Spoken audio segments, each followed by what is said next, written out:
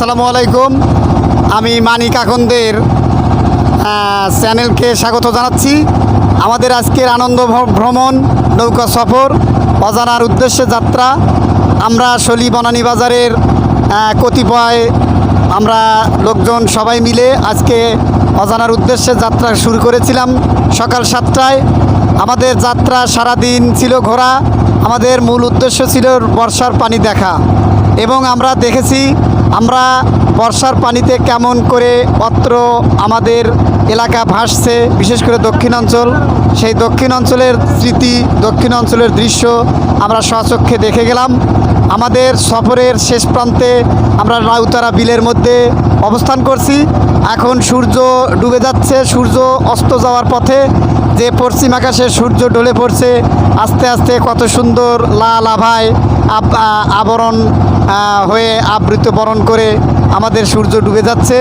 সেই সূর্য ডোবার মুহূর্তে আমরা আপনাদের সবাইকে স্বাগত জানাচ্ছি এবং ধন্যবাদ জানাচ্ছি। আজকে এই পবিত্র আশুরার দিনে, যে দিনে হজরত ইমাম হাসান হোসেনকে কারবালার ময়দানে এজিদের সৈন্যরা পরাস্ত করেছিল, সেই দিনে আমরা ভুলতে পারি না। কারবালার দিবস হিসেবে আমরা আজকের সেই পবিত্র আশুরার শোক মাখা স্মৃতিকে সামনে রেখে যে সফর করেছি, সেটা এখন পিছনে যাওয়ার পথে চলে গেছে। সবাইকে ধন্যবাদ। সবাই সুখে থাকুন, আনন্দে থাকুন, এবং এই রাস্তায় আপনারা আসুন এবং দেখুন, ভালো লাগবে। আসসালামু আলাইকুম ওয়া রাহমাতুল্লাহ। মানিক মিয়া, তোমাকে অনেক ধন্যবাদ।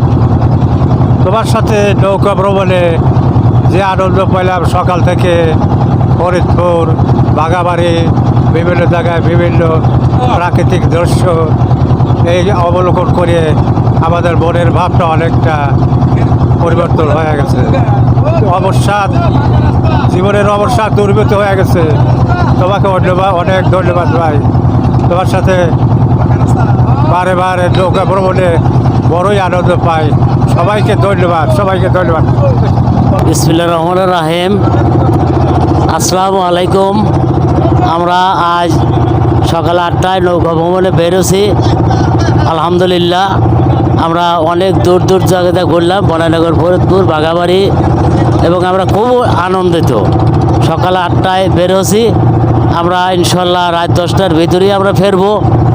আমার খুবই ভালো লাগছে। আমাদের কতগুলা লোক নিয়ে আমরা বেরোছি, আমাদের খুবই ভালো লাগছে। কাজে আমরা এখন বাড়ির উদ্দেশ্যে রওনা দিছি। আমরা এখন উধনিয়া যাবো, উধনিয়া থেকে ইনশাল্লাহ আমরা বাড়ির দিকে ফিরবো। আলহামদুলিল্লাহ।